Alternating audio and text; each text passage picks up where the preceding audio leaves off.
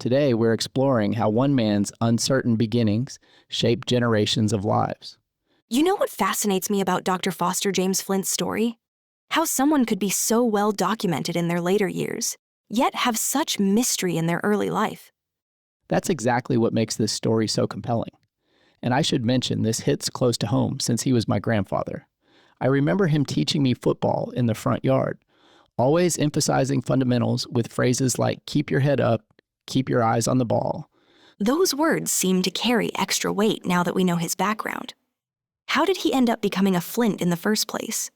Well, it's quite a journey. He lived with his mother, Ruth Stoughton, and grandparents until he was about 2. Then Ruth married and left, and by age 7, his grandmother, Mary Stoughton, passed away. That's when Mary Jane Ahers, the widow of Dr. Omar Alpha Flint, entered the picture and posthumously secured the Flint name for him. So he essentially went through a kind of unofficial foster care system, even though it wasn't called that back then? Precisely. And what's remarkable is how he transformed those early experiences into a foundation for helping others. By the time I attended his retirement ceremony from the Bridgeville School District, he had spent over 40 years in education. Tell me more about that ceremony. What stands out in your memory? You know, it was my first plane ride, but what I remember most was his speech. So measured, so precise. No tears, no dramatic flourishes. Just this incredible command of the room. Looking back now, I understand why. He had spent his whole life learning exactly how to present himself in any situation. That kind of self-control must have served him well in his athletic career too. I mean, being inducted into the St. Anselm's Athletics Hall of Fame is no small achievement. Right? They called him Red Flint back then for his striking red hair. He captained their undefeated football team in 1932. But here's what's fascinating. There's this whole year in between that season and 1934 that just disappears from the record books. And then in 1951, he started this interesting paper trail, requesting specific issues of the Montgomery County Sentinel. What was he looking for? Well, the timing is crucial. He started requesting issues right after Irene Moore died. He was methodically building a case, tracking legal notices, estate announcements. Then came this series of attempts to meet with Dr. Lyon.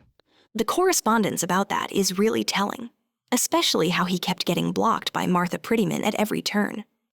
And when Lyon's lawyers finally responded, they went straight to the heart of it, suggesting that if Foster was trying to claim he was Lyon's son, it wouldn't matter anyway since Foster was already an adult. That must have been devastating. How did your grandfather respond? Well, there's this fascinating edit in his response letter.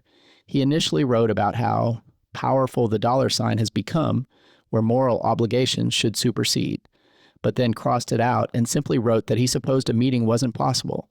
That self-editing really speaks volumes about his character, doesn't it? Absolutely.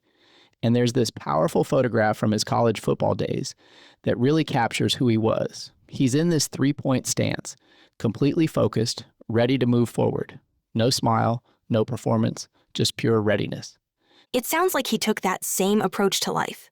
Always ready, always moving forward despite the obstacles. That's exactly right. And you know what's really powerful? His school district that he retired from ended up naming a basketball gymnasium after him. He also established the Henlopen Athletic Conference, became this incredibly successful educator. He basically took all that uncertainty from his past and built a solid sense of belonging and community for others. It's remarkable how some people can transform their hardest experiences into something that benefits others. You know what's interesting? Even though he never got the answers he was looking for about his own past, he made absolutely sure to be that solid, dependable figure for future generations. He became the father and grandfather he wished he'd had. That's quite a legacy. Not just the buildings with his name on them, but the impact he had on people's lives. And maybe that's the real story here. How someone can take an uncertain beginning and turn it into a foundation of certainty for others. He didn't just survive the system. He mastered it and then used that mastery to help others find their way forward too.